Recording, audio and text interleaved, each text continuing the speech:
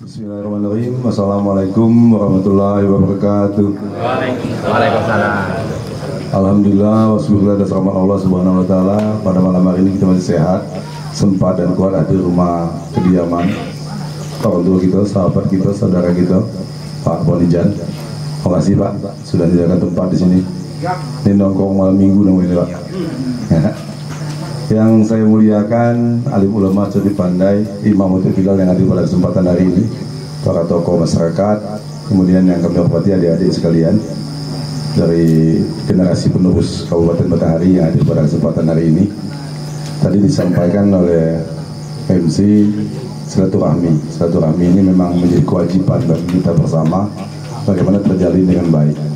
Ini juga yang berdasarkan 2 kali survei yang kita lakukan, ada masalah silaturahmi di Kabupaten Batanghari ini. Silaturahmi antara pemimpin dengan rakyatnya dan masalah silaturahmi pemimpin dengan tokoh agama dan tokoh masyarakat yang kedepannya mudah-mudahan bisa berubah keadaan ini. Bapak Ibu sekalian yang kami hormati, adik-adik yang kami banggakan, sebelumnya saya kenalkan diri dulu. Nama saya lengkapnya Muhammad Fadil Arif, panggilannya Fadil. Kalau di dusun saya yang lebih tua manggil Namo saja, tapi kalau yang lebih muda manggil Abang, biasanya begitu. Yang sebaya juga manggil Namo. Saat ini saya dipercaya menjabat Sekda Kabupaten Muara Jambi, tapi surat permohonan mengundurkan diri sebagai pegawai negeri sudah saya ajukan. Sekarang dalam proses, mungkin tidak lama lagi saya akan berhenti jadi pegawai negeri sipil. Saya kebetulan orang tua saya aslinya dari desa Terusan, baik mak maupun ayah saya orang Terusan, jadi saya orang Terusan. Tapi saat ini kerjanya di Muara Jambi. Sebelumnya kerja di Batanghari, dari pegawai kantor lurah Pasar Baru, kemudian pegawai kantor camat, sempat jadi camat, sempat jadi kepala dinas pendapatan daerah, sempat jadi kepala dinas PMD, dan akhirnya pindah ke Kabupaten Muara Jambi. Pada prinsipnya di awalnya tidak pernah terpikir saya untuk mengikuti pilkada Kabupaten Batanghari ini. Tapi karena sahabat-sahabat saya banyak di Batanghari, kemudian ada saudara menyatakan bahwa sepertinya tenaga saya dibutuhkan untuk kembali ke Batanghari. Berangkat dari situ saya minta izin sama istri saya, sama orang tua saya dan sama mertua saya. Setelah dapat izin, kemudian saya masih belum yakin apakah betul Batanghari ini memang keadaannya tidak baik lagi atau stagnan, tidak mengalami kemajuan lagi. Dari berangkat dari situ, saya coba mengontrak salah satu lembaga survei nasional untuk melakukan pemetaan di Batanghari ini. Ada beberapa pertanyaan disampaikan kepada warga Batanghari dari responden yang terpilih. Yang pertama ditanyakan, sebagai warga Batanghari, apa yang dibanggakan oleh Bapak, Ibu atau saudara sekalian? Dari 800 responden jawabannya tidak ada. Yang dibanggakan itu macam-macam, misalnya kotanya bersih, pendidikannya bagus, atau pertaniannya maju, atau pelayanan kesehatannya baik, atau pemerintahannya bagus. Jawabannya tidak ada. Saya pikir ini ada masalah di sini. Ada masalah yang harus kita ubah ke depannya. Kemudian ditanyakan lagi, pada saat disebutkan kata-kata Batanghari, apa yang paling teringat oleh penduduk Kabupaten Batanghari? Nomor 1 jalan jelek, jalan buruk yang paling ingat. Kemudian yang kedua baru Sungai Batanghari. Agak kalah umur sungai itu dengan jalan ini. Tapi terakhir memang kita dapat data dari Dinas PU Kabupaten Batanghari bahwa 70% jalan Batanghari dalam keadaan rusak. Dan ini wajar apa yang direkam oleh masyarakat di Kabupaten Batanghari. Kemudian ada satu masalah yang dari dulu kita tengok di Kota Bulian ini, bahwa Kota Bulian ini susah kita nyebutnya kota. Dibilang desa sudah lewat, dibilang kota tanda-tandanya belum ada. Ya, tapi tidak tahu kalau sekarang, saya sudah meninggalkan ini 2 tahun setengah. Tidak ada tanda-tanda bahwa ini kota gitu. Ya, baik dari segi ramainya ataupun meriahnya, tidak ada tanda-tanda begitu. Dan ini saya pikir juga masalah yang sehingga tidak ada hal yang dibanggakan di Batanghari. Kemudian nengok lagi adik-adik muda ini generasi penerus yang kedepannya harus kita siapkan. Bagaimana dia bisa berkarya, bagaimana dia bisa mengaktualisasikan dirinya, yang minat dan bakatnya bisa disalurkan. Kita tidak ketemu event yang secara rutin dilaksanakan di kota di Bulian ini, yang akan menjadi tempat wadah anak muda mengembangkan dirinya dan juga akan menghidupkan kota. Karena yang namanya kota itu Pak, itu tempat berkumpulnya orang-orang dari desa, tempat dia belanja, tempat dia menghabiskan uangnya. Tapi apabila fasilitasnya tidak ada, ya dia akan pergi ke tempat lain. Sehingga orang desa di Batanghari lebih banyak ke kota Jambi daripada ke kota Bulian. Jadi kota Bulian kalau ada urusan pemerintahan saja. Nah, ini kalau jam 9 ini udah mulai lengang dia kan. Soalnya ada mobil truk yang lewat tadi. Nah, ini masalah. Sehingga ke depan kita harus buat magnet, buat ikon yang akan menjadi daya tarik di kota Morobulian ini. Yang pertama, yang terpikir oleh kita, tapi nanti kita sama-sama diskusi. Bagaimana ikon ini bisa menyedot potensi yang ada di Batanghari. Kita ke depannya harus punya Islamic Center yang di dalamnya ada Masjid Agung, di sebelahnya ada panggung seni musik Islam, kemudian ada jajanan Islam, kemudian ada pelatihan Islam tentang kegiatan-kegiatan keagamaan, sehingga menjadi ramai lah ya. Orang-orang yang karena sekarang kan sudah agak dekat dengan Tuhan nih. Orang-orang yang minat dengan ini akan datang ke kota Bulian. Kemudian kita punya sarana olahraga. Bagaimana sarana olahraga ini bisa mendatangkan orang dari luar Kabupaten Batanghari? Syaratnya cuma satu, dibuat eventnya setiap bulan. Ada pertandingan voli, ada pertandingan basket, ada pertandingan bola kaki kan, dari jenjang usia, sehingga datang orang dari kabupaten lain ke tempat kita yang akan menggerakkan ekonomi kota Bulian ini. Karena kalau orang datang dia pasti belanja di situ. Kalau orang datang dia pasti nginap di sini, sehingga timbul penginapan, timbul tempat jajanan, kuliner tadi kan. Nah, dan anak muda juga ada tempatnya tampil, menampilkan dirinya, sehingga ke depan dia akan menjadi lebih baik lagi. Syaratnya supaya ini rame, di samping fasilitas tadi, penghasilan masyarakatnya harus meningkat. Karena Batanghari ini 80% lebih petani, bagaimana pertaniannya maju? Semua sektor, tanaman pangan, perkebunan, peternakan, perikanan, sehingga menjadi kegiatan ekonomis dia. Nah, ini kita banyak ketemu. Sekarang orang ngeluh, harga getah turun, harga sawit turun. Sementara kita tahu harga itu tidak ada satupun yang bisa mengendalikan, termasuk presiden, karena hukum pasar yang berlaku di situ. Tapi yang menjadi masalah di pertanian Batanghari bukan harganya, tapi produksinya yang tidak optimal.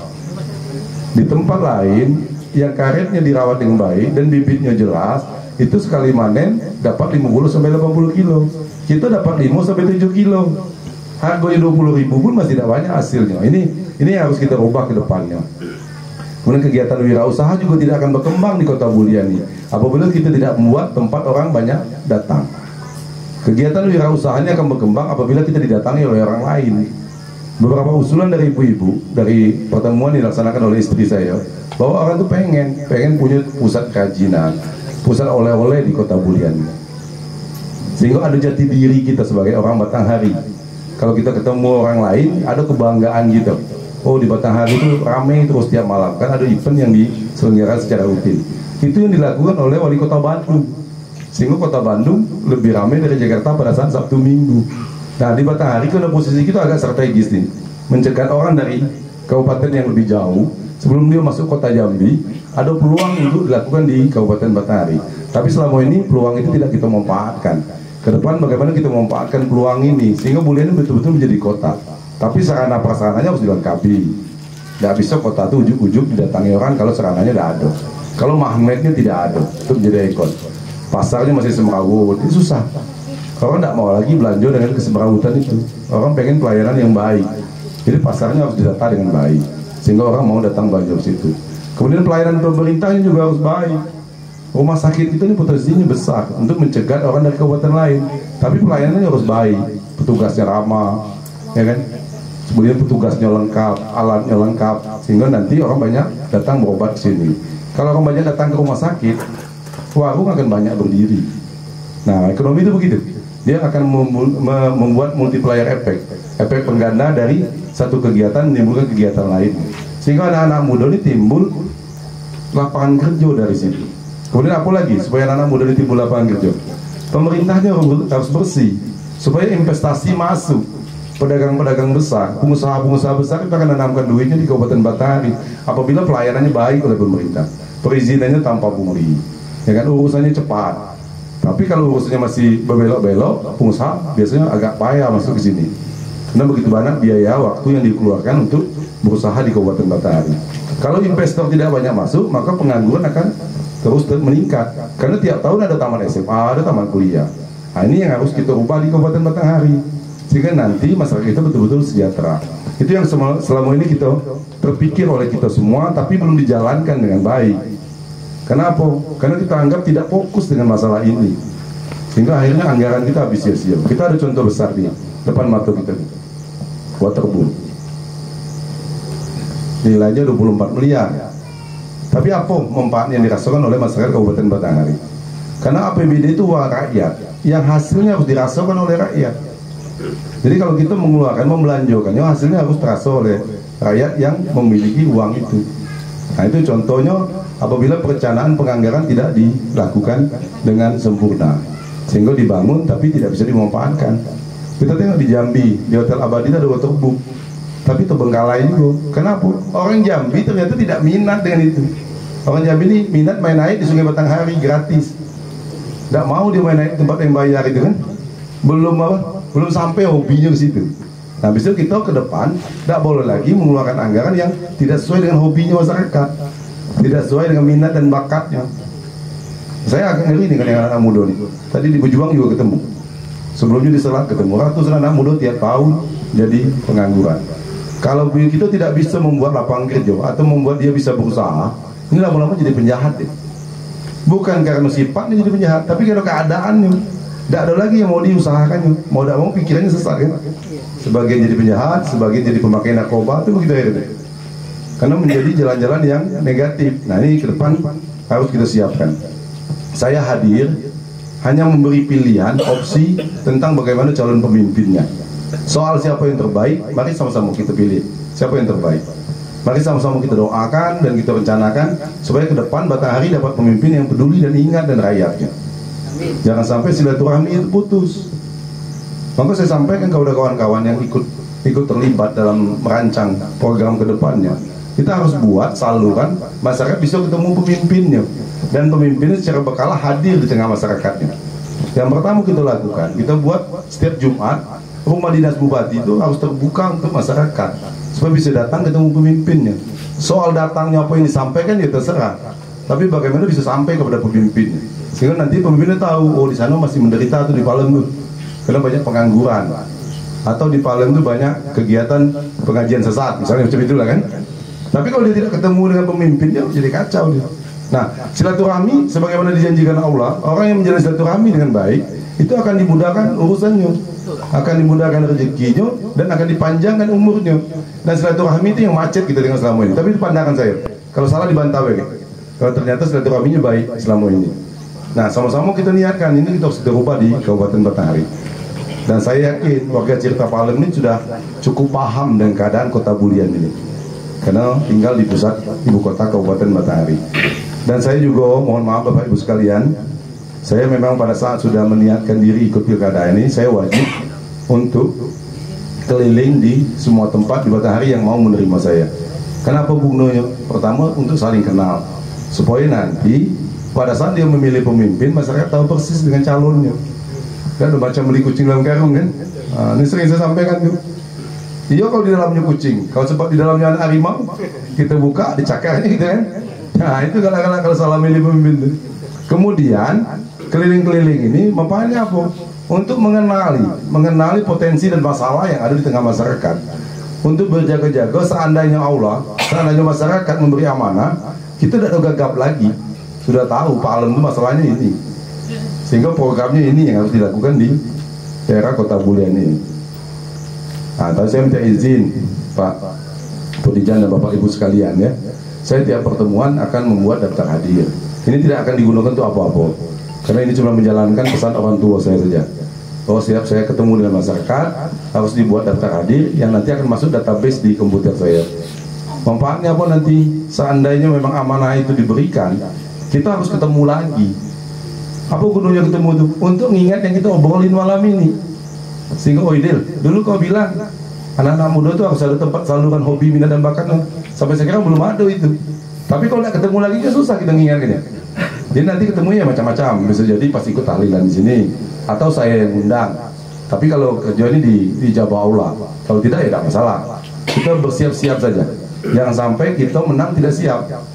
Ini kan kita sering dengar di TV, siap menang siap kalah. Ternyata lebih banyak yang siap kalah dari siap menang. Karena pekerjaan jadi pemimpin itu dimulai bukan pada saat kampanye ini, dimulai pada saat dia dilantik. Itulah saatnya kerja keras, karena akan memenuhi janji-janji pada saat kampanye dulu. Ini kadang-kadang kita tengok dah kerja kerasnya pas masuk pemilihan, pas sudah dilantik malah lemah dia kan. Nah ini jadi aneh nih. Padahal tugas itu sebenarnya pada saat kita sudah disumpah, sama dengan kita kawin lah, jadi sekalian kalau kawin.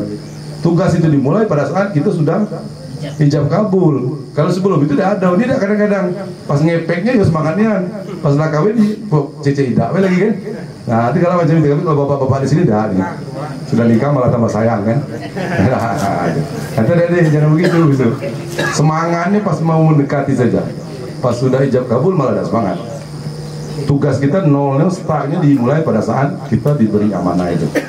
Mungkin itu sekilas saja Bapak Ibu sekalian. Saya ini punya 1 istri dan 4 orang anak. Anak saya ini yang paling besar kelas 1 SMP, yang paling kecil umur 3 tahun. Maka ada sebagian ngomong, Dil, sayangnya engkau masih muda, anak masih kecil. Kakek kalau pilkada macam mana? Ya sudah, Tuhan mungkin memberikan yang terbaik begitu. Dan pasti ada rezekinya sepanjang kita mau berikhtiar kan. Nah, ini kala-kala yang kita takut pula ngurusi gawe Tuhan pula gitu kan. Betul, kita perlu berencana, tapi setelah rencana kita matang, kita serahkan kepada Allah apapun hasilnya. Maka mohon maaf Bapak Ibu sekalian, saya ngajak lagi sekali lagi, sama-sama kita doakan habis kita sholat, supaya ke depan Matahari dapat pemimpin yang tepat, pemimpin yang peduli dan ingat dengan rakyat. Saya juga berdoa begitu. Dalam rangka saya berjuang ini, tolong berikan yang terbaik bagi saya dan keluarga, dan terbaik bagi masyarakat Kabupaten Batanghari. Kalau kata Allah yang terbaik pada dulu saja jadi, ya itu kita terima. Tapi kata Allah terbaik, ya sudah, kau harus jadi bupati supaya masyarakat bisa berubah, ya kita terima juga. Nah, saya takut kalau doanya menang. Ya kalau menang tuh berkah, kalau menang tuh jadi istijroh kan kacau juga dia kan. Banyak tuh kepala daerah, kalau doanya menang akhirnya masuk penjara atau sakit jantung kan kacau juga gitu kan. Tiap hari kita sakit-sakitan, atau anak kita awut-awutan, itu juga tidak baik bagi kita semua. Dan ini ke depan anak-anak muda ini harus kita bina Bapak Ibu sekalian. Ini generasi penerus kita yang harus disiapkan, baik fisik, mental, dan mata pencariannya. Karena kalau kita biarkan ini bahaya. Dan generasi milenial ini sekarang persentasenya agak tinggi nih. Jadi di Indonesia sekitar 30%. Ini potensi angkatan kerja yang luar biasa. Apabila tidak kita manfaatkan, nanti zamannya lewat, maka daerah itu akan tertinggal. Pada saat generasi penerus ini bolong ya. Dulu kalau tahun 80-an namanya baby boomers. Jadi ada ledakan penduduk yang usianya mirip-mirip. Ini adik-adik ini sedang ada ledakan penduduk di usia yang produktif. Tapi kalau sudah 5 tahun lagi lewat tuh. Jadi yang kalah bersaing akan tinggal. Jadi tinggal yang menang bersaing. Tinggal Batanghari ke depan mampu tidak menyiapkan kabupaten ini menjadi kabupaten yang bisa bersaing dengan daerah lainnya. Karena hidup itu pasti kompetisi. Kabupaten bersaing dengan kabupaten lainnya. Dan dulu Batanghari ini adalah kabupaten yang disegani. Kabupaten tertua di Provinsi Jambi, dulu tempat orang studi banding. Orang yang belajar pertanian di sini, belajar pemerintahan di sini dulu kan. Sekarang malah kita yang studi banding kemana-mana. Karena itu tadi kita tidak berniat atau tidak bisa ngelolanya dengan baik. Sehingga angka kemiskinan tidak bisa kita turunkan. Dan apalagi dengan adanya pandemi corona ini, kalau kita tidak waspada, ini bisa bahaya angka kemiskinan, khususnya di daerah kota ini. Mungkin itu Bapak Ibu sekalian. Ini seriusnya kayaknya Bapak ini. Ya, saya minta maaf suaranya agak suara saya memang sudah agak serak-serak, ditambah sering pidato tambah jadi kan. Yang itu tolong mic kita dia agak mendingan. Kalau mic-nya ada kedengaran, karena di usul tuh mic-nya ada kedengaran Pak. Jadi tambah sarung kita teriak-teriak kan. Nanti kita diskusi saja, karena tidak mungkin kita bisa merubah Batanghari ini kalau saya sendiri yang pengen merubahnya. Kita bersama dengan warga Palem ini, apabila bergerak bersama baru kita bisa merubah Kota Bulian ini. Dan siapa yang bisa merubahnya? Ya warga Batanghari. Tidak mungkin 1-2 orang, tapi harus banyak orang. Salah satu tempat merubahnya adalah dalam pilkada ini. Karena perubahan terbesar itu apabila pemimpinnya tepat, apabila pemimpinnya betul-betul ahli di bidangnya. Karena agama kita ngajarkan begitu, serahkanlah suatu perkara itu kepada ahlinya. Ya, kadang-kadang kita terleset, bukan kepada ahlinya, malah kepada ahli warisnya. Itu kalau harta boleh kepada ahli waris, tapi kalau pimpinan tidak boleh begitu. Ya, terima kasih atas segala perhatiannya. Dan Pak Bonijan, kami mau kasih sudah diundang ke sini Pak. Dan mohon maaf nanti sampai ke ibu kalau rumahnya agak kotor. Mudah-mudahan habis sekali hadir di sini mangganya tambah banyak kembangnya Pak. Ya, itu cuma siko kembang di sini. Oke, lama-lama tambah banyak. Terima kasih atas segala perhatian dan mohon maaf atas segala kekurangan. Wassalamualaikum warahmatullahi wabarakatuh. Assalamualaikum warahmatullahi wabarakatuh. Maaf Pak, sebelumnya kami waktu dari Pemuda bahasa kami kurang lebih bagus dari bapak-bapak yang tua karena kami masih muda. Kadang nanti kalau ngomong agak salah cakap, nah kami minta maaf. Dan mungkin kalau kami agak kritis nanti juga tolong dimaklumin bahasa kami. Bebas. Kita Merdeka Pak ya. Yang jelas Pak, kami duduk di sini, kami wakil anak-anak muda di sini, itu sudah pasti kami bakal berharap sama Bapak. Itu udah pasti. Masalahnya kami pemuda yang duduk di sini, kami berharap Bapak duduk di kursi paling atas. Itu pasti. Kami tidak mau yang basa-basi Pak. Itu udah pasti. Kalau cuma untuk main, kami tidak main di sini Pak. Kami main bebean balapan. Itu pasti Pak. Jadi di sini kami pasti punya harapan. Nah, harapan kami Pak, di sini kami bukan minta jadi anak honor. Nah, di sini kami bukan minta jadi anak honor. Kami bukan minta lapangan kami dicor, lapangan voli kami dikasih bola voli gratis. Tidak Pak. Karena bulian ini kami dari kecil, bulian ini kantor-kantor ini semuanya sudah ibadah tempat main kami semua Pak. Kami yang lebih paham daripada daerah dusun sana Pak. Nah, jadi ibarat itu kami yang lebih paham daripada dusun-dusun sana. Kalau dusun-dusun sana merasa keadilan tidak ada adil, berarti kami juga lebih sama di sini Pak. Nah, kami berharap Pak, tadi kan Bapak sudah panjang lebar ngomong. Pertama kami mau bahas keadilan, contoh salah satunya Pak, ini rahasia umum yang semua orang sudah pasti tahu.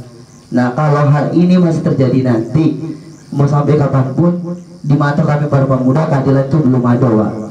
Contoh yang sering kita dengar, ini tentang honorer ya, ya tak? Kawan nak masuk honorer 15 juta, ya kan? Iya sekian. Nah di sini kami bukan masalah untuk membahas soal ke situ Pak. Tapi kalau memang soal honorer itu dibuka untuk lapangan pekerjaan, kenapa tidak dibuka secara umum? Nah jadi kan Pak, bisa diisi yang jelas. Siapa yang terpilih, siapa yang tes, dia yang menang, wajar dia lulus, dia terbaik. Nah, hilangkan apa nepotisme Pak. Kami di sini udah bosan yang kayak gitu. Kami lebih suka yang anak-anak muda ini. Kami kalah karena kami wajar. Kami kalah dari orang yang menang, bukan kalah dari orang nepotisme. Nah, kami lebih suka berkompetisi. Itu satu Pak. Yang kedua, sama Pak, kantor-kantor dinas itu lingkungan kami semua. Jadi kami tahu, oh ini kepala dinas ini kepala dinas ini, rumahnya di sini, ininya di sini. Nah, kami minta juga Pak, nanti susunan kepala dinasnya kalau disusun sesuai kata Bapak tadi, sesuai basic. Ya kita bisa tengok, kami di Palem dekat kantor di Sebora. Kami nengok lapangan bebean tuh bebeknya lah, tahu airnya tidak ada nimbul-nimbul. Tapi di belakang Muntas airnya penuh Pak. Orang rekreasi di sana. Nah, ngerti lah maksud kami kan Pak? Nah, maksud kami ngerti kan? Jadi kalau tidak sesuai basic Pak, percuma Pak, bagaimanapun. Kami di sini cuma minta, kalau kami menyalurkan peluang, tolong kasih jalan. Biar kami nyampaikan aspirasi kami. Oh ini tidak bagus, tidaknya kami ada peluang untuk debat dulu Pak. Jangankan mau menyampaikan ide, peluang mau masuk saja kami bingung. Mau ngomong sama siapa? Nah ngomong sama Pak RT tidak bisa Pak. Nah itu Pak. Karena kami udah pernah ngalamin, dan kami yang muda-muda di sini mungkin juga punya ide-ide bagus untuk peluang pekerjaan. Mungkin kami juga bisa buka peluang pekerjaan baru. Tapi dikarenakan pintu itu tidak pernah terbuka, macam mana kami nak kembangi daerah kami? Salah satunya kami pernah 5 tahun di marching band Pak. Nah Bapak pasti pernah dengar. Provinsi Jambi ini Batanghari yang selalu peringkat 1. Kami lomba nasional kami di Padang sana Pak. Jambi saja kami yang bawa namanya, bukan orang Jambi. Nah jangankan kami minta support Pak, minta bantuan dana, yang kami dapat cuma jeruk 80 orang, 80 ekor jeruk cuma yang kami dapat. Sedangkan tukang fotokopi bisa masih 21 juta ke kami. Nah masuk kami Pak, ketika kami punya ide, tolong kasih tempat kami untuk nampung dulu. Soal nanti kalau salah setidaknya kami debat, oh iya kita kurang, salah. Setidaknya kami udah coba, kami bisa revisi lagi. Itu satu Pak. Kedua ya Pak.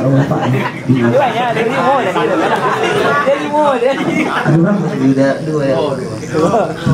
Dan yang terakhir lagi Pak, kami tidak mau banyak-banyak lagi jadi camat ini. Di sini Pak kami berharap, kami tidak butuh pemimpin yang baik, kami cuma butuh pemimpin yang adil. Itu Pak, karena yang baik masih banyak nepotisme. Tapi kalau pemimpin yang adil, dia pasti bijaksana Pak. Baik itu udah pasti. Itu aja Pak, terima kasih. Wassalamualaikum warahmatullahi wabarakatuh.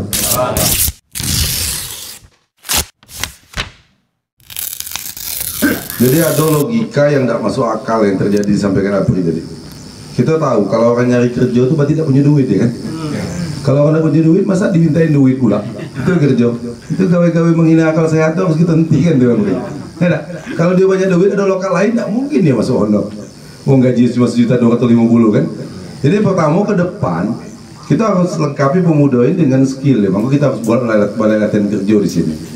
Skillnya macam-macam tergantung potensinya. Kemudian nanti apapun bentuknya, apabila rekrutmen tenaga kerja harus adil. Karena pemimpin itu Amri yang ditunggu keadilannya. Apabila dia adil, dia duluan masuk surga daripada imam di masjid nih, walaupun Pak Idrus imam, ya kan? Nah, jadi pemimpin adil. Adil itu menempatkan sesuatu pada tempatnya. Walaupun kawan akrab saya yang bukan keahliannya mengelola pemuda ya jangan. Mau dekat pemuda risi bawaannya kan? Atau alergi saja tidak boleh dia ngelola pemuda. Dia ngelolanya kertas karena keahliannya di situ. Tadi saya sering ke desa, saya tanyakan, pernah ketemu kepala dinas pertanian? Tidak pernah ketemu. Dengan sawah seluas ini kepala dinas pertanian tidak pernah nengok. Ini masalah. Kegiatan pemuda tidak ada saya tengok dirancang dengan baik. Karena hidup itu dari kompetisi, Amri. Orang yang berhasil itu pasti hadir dari kompetisi. Bagaimana kompetisinya sehat? Itu sampaikan oleh Amri tadi. Boleh kita ke depan. Honor ini memang tidak mungkin kita hapuskan. Karena pegawainya kurang, tapi tidak boleh juga gaji sudah 250. Karena ini pembunuhan berencana juga sudah masuk di nyogok, berarti duit nyogok lah dibayarkan lagi. Nah, 1.250 kalau kawin Amri ini dia udah makan, bini tidak makan, cuma seminggu dia hidup kan. Nah, jadi ke depan tidak boleh begitu. Jadi harus cari pekerjaan yang layak. Dan mengapa banyak orang pengen masuk honor? Karena lapangan kerja lain tidak terbuka. Karena honor itu seharusnya pilihan terakhir. Pada saat yang lain sudah macet, pasti lebih layak kerja di perusahaan, pasti lebih layak jadi wirausaha. Tapi itu yang tidak bisa kita dapatkan selama ini. Akhirnya berebut masuk honor, dimanfaatkan dengan pendekar bawa tak jahat tadi, minta duit ya kan. Dan saya sering dengar tuh ada jabatan pakai duit, ada honor pakai duit. Itu mulai menghilangkan akal sehat. Karena orang tua saya berpesan, kita itu kerja sama dengan sungai. Apabila di hulunya keruh, tidak mungkin di hilirnya bisa jernih. Kalau di hulunya jernih, mudah-mudahan di hilirnya masih jernih. Itu pun masih banyak yang keruh juga di hilirnya. Tapi kalau sudah masuk coba pakai cara yang kata Amri tadi, ya tidak mungkin jadi orang hebat dia. Karena masuknya sudah salah. Jadi Amri, kita akan tes kembali sesuai dengan kebutuhan daerah. Karena dalam pemerintahan itu ada namanya analisa jabatan, analisa beban kerja. Apakah betul di rumah sakit ini butuh tenaga 400? Apakah betul di dinas ini butuh tenaga 20 tambahan honor? Kalau memang butuh, berarti kita rekrutmennya harus jelas, tesnya harus jelas, harus terbuka. Sehingga kata Amri, karena di situ punya nurani dia, sadar dia, oh kawan ini memang lebih dari aku, ya kan? Tapi kalau masuk nyelenam, nyusup ya kacau, benar? Nah, aduh. Saya pastikan Amri, kalau memang diberi amanah oleh Allah, kalau terdengar yang begitu, Amri sampaikan ke saya, tetap itu sikat koordinasi yang ambil itu. Amin. Ya, karena itu tadi menghina akal sehat tadi. Kemudian tadi, Amri betul tuh. Anak muda itu dia punya tenaga lebih untuk menyalurkannya harus disediakan tempatnya. Salah satunya ada kegiatannya. Maka saya sampaikan kita harus punya pentas seni, harus punya pentas musik, harus punya kompetisi olahraga, harus ada latihan wirausaha, harus ada latihan kerja supaya bisa disalurkan minat dan bakatnya. Sehingga nanti dia ketemu, oh aku nih bakat aku nih ternyata di bidang usaha jamu, misalnya begitu kan.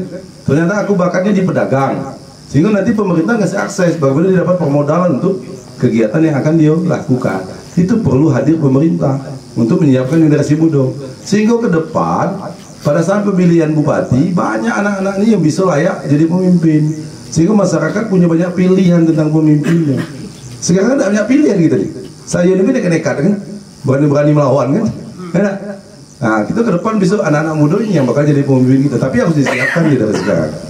Jadi itu Amri, silakan berkreasi. Kalau memang kita nanti dijabah Allah niat kita ini, silakan berkreasi dan tempatnya kita sediakan tempat anak-anak berkreasi tadi. Karena nyari duit sekarang kan macam-macam, dan mesti honor be. Orang main YouTube dapat duit juga, ya kan? Orang jualan online dapat duit. Sekarang di Jawa itu jual jagung itu sudah pakai online, gitu. Ya, jual kue online kan? Nah, tapi anak muda dia penting dia bisa mengenali potensinya. Untuk dia mengenali potensinya dicari gurunya. Oh ini Amri ini bakatnya memang di bidang marching band. Berarti apa gawainya? Jadi pelatih marching band. Ya, digajilah dia jadi pelatih marching band. Nah, honornya di situ lagi kok. Tapi honor itu akan kita hapuskan perlahan, Amri. Kita akan buat namanya pegawai pemerintah dengan perjanjian kerja, kontrak. Sehingga gajinya sebulan bisa 3 juta kan. Tapi keahliannya harus ada. Karena yang dibayarkan itu APBD. Kalau kita bayar pakai APBD, kehadiran orang yang digaji dari APBD harus dirasakan oleh masyarakat. Kalau Amri jadi pelatih marching band, dirasakan bahwa latihannya bagus. Kalau yang jadi pelatih sepak bola dirasakan manfaatnya latihannya bagus. Yang jadi pelatih voli juga begitu. Sehingga nanti berkesinambungan membina anak muda ini. Ya Bro ya. Dan kita memang niatkan begitu. Tidak boleh mengangkat jabatan orang itu sesuai dengan keahliannya. Capek gitu. Kita pengen lari 100, dia lari 20. Pecah pola kita. Setiap hari Jumat kita buka rumah dinas bupati. Anak muda datang, "Oi Pak, macet di semua ini Pak." Nggak ada kegiatannya. Ya kan? Nah itu tidak bisa. Karena membangun SDM itu bertahap. Sekolah itu cuman tempat membina intelektualnya. Manusia itu tidak cukup intelektualnya ya Amri. Emosional juga harus, spiritualnya juga harus komplit dia. Karena intelektual itu tidak akan membuat orang sukses. Tidak, perlu ditambah lagi hal lain di dirinya. Banyak kawan-kawan kita lagi satu terus di sekolah tapi jadi pemakai narkoba jadi. Karena dia tidak lengkap pembinaannya. Nah saya senang Amri masih punya harapan tuh. Kita yang takut anak muda dia punya harapan lagi, sudah apatis dia. Alah keadaan macam ini, kita ini bukan siapa-siapa, sudahlah, ya kan? Nah itu gawat tuh, kalau kita biarkan terjadi nanti begitu, sehingga kita jadi objek kan? Padahal sebenarnya itu seharusnya jadi subjek bagi kabupaten kita tadi. Nah itu saya sampaikan tadi Amri, saya sepakat dengan Amri, kita harus mengubah keadaan ini dan perubahan itu akan menjadi lebih keras nanti ke depannya. Maka bahasanya kita tuh arah baru. Arah baru itu diartikan perubahan yang lebih tegas. Kalau kawan saya ngertikannya, karena selama ini dari arah, ya kan? Anak mudanya kemana-kemana lah, yang tokoh agama dibiarkan macam itu juga lah, sehingga tidak ada silaturahmi yang baik. Kunci tetap silaturahmi. Bagaimana pemimpin bisa bergabung dengan pemuda, pemuda bisa menyatu dengan pemimpinnya. Kita pengen juga sesekali pemimpin itu gabung dengan anak muda, terserah, nak main olahraga lah, nak main musik lah, supaya dia tahu anak muda itu perlu yang begitu. Nah, inilah juara nasional. Dan juga ketemu dengan pemimpinnya kan jauh juga kan. Karena hidup itu perlu apresiasi ya Bri. Apalagi dia sekolah kita ya Bri. Yang ketiga, oh taman BPN. Itu tempat wisata ya. Makanya saya sampaikan tadi kita akan membuat suatu ruang komunitas yang ada pentas ini sudah ada sebenarnya di sini BSC. Tapi BSC ini kadang-kadang tidak kegiatannya. Seharusnya kegiatannya harus rutin ya. Nah, sehingga anak muda bisa berkumpul, bisa berinteraksi. Tapi dia tetap harus dibuat balai latihan tadi, sehingga skillnya bertambah. Jangan skillnya yang ada terus. Skill itu lama-lama tua kan. Tapi kalau skill harus. Karena pesan orang tua kita begitu. Anak itu dikasih ilmu. Ya, yang kata Amri tadi dikasih cawannya, yang dikasih isinya. Tapi isinya perlu juga dikasih dikit-dikit, dia mati pula. Soalnya dikasih makan kan. Nah itu sepakat. Jadi kita buat wadah anak muda bisa beraktualisasi, bahasa keren itu, mengaktualisasikan dirinya. Terserah bidangnya apa. Yang ketahuan yang depan mata anak muda itu pengen usaha yang berbasis teknologi 4.0, pengen main musik, pengen main seni, pengen olahraga kan begitu anak muda itu gitu. Putarannya begitu. Menjelang dia ketemu yang tepat. Karena anak muda itu hobi mencoba-coba kan. Yang betul lu sebelum umur 40 tahun dia harus mencoba-coba mana yang paling tepat. Setelah 40 tahun, biasanya tidak berubah lagi tuh. Kalau tabiatnya kejam terus. Nah itu, jadi kalau Kadispora sepakat saya harus yang berjiwa muda. Judulnya baik Kepala Dinas Pemuda kan. Nah, kalau orang jiwa muda itu tidak mesti muda dia. Ada orang muda tua banyak juga. Nah tapi yang ngurusi tentang ulama ya harus ada jiwa ulama. Sehingga kerjaannya menyatu dengan dirinya. Yang ngurus desa harus jiwa orang desanya ada. Yang ngurus pertanian harus ada jiwa pertanian. Yang ngurus kebun harus ada jiwa kebunnya. Ini tidak kadang-kadang Kepala Dinas Pertanian gawainya ngikuti bosnya. Mereka kemana-mana. Kadang ikut bidi bosnya, apa gawe itu. Saya sampaikan ke kawan saya yang dukung saya jadi yang pegawainya, banyak juga dukung saya. Saya sampaikan, kalau sempat saya dibuat Tuhan jadi, kamu ternyata jadi pejabat. Kalau tiap hari ketemu aku atau ketemu bini aku, besok aku pecat ya. Kenapa tidak pernah ngurusi rakyat berarti? Dekat kita terus kan?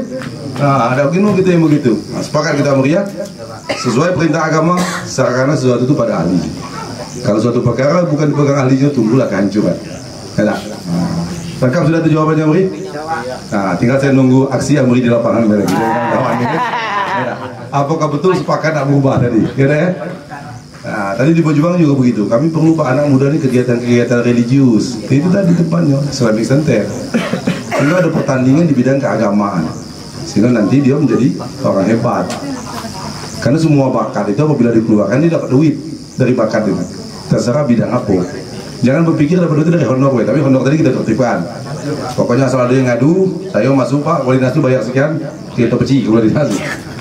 Karena menghina akal sehat juga. Orang nyari kerja tidak punya duit. Kalau punya duit dia nyari kerja dia, tidur di rumah. Atau minta jabatan bayar pakai duit. Nah, itu dia.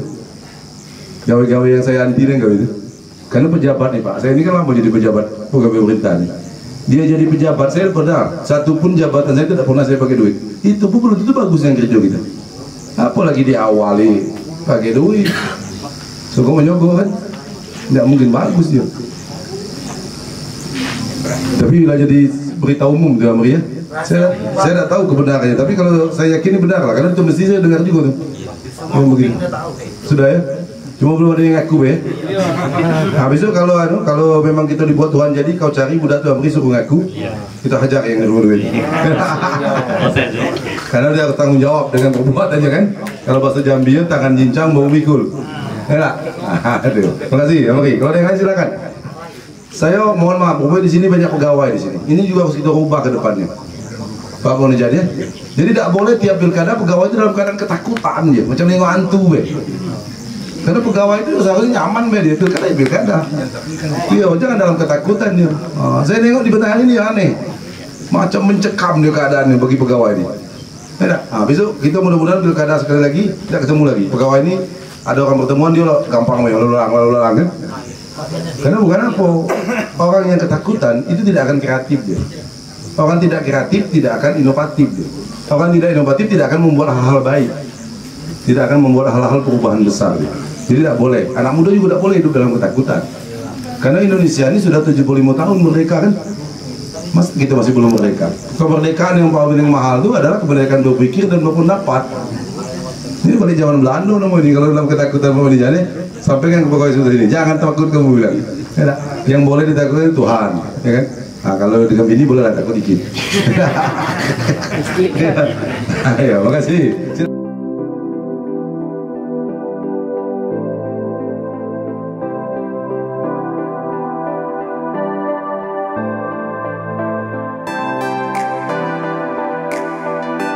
Kami pemuda-pemudi PT Citra Palem Permai siap memenangkan Fadil Bakhtiar. Fadil Bakhtiar harus menang. Salam perubahan. Ini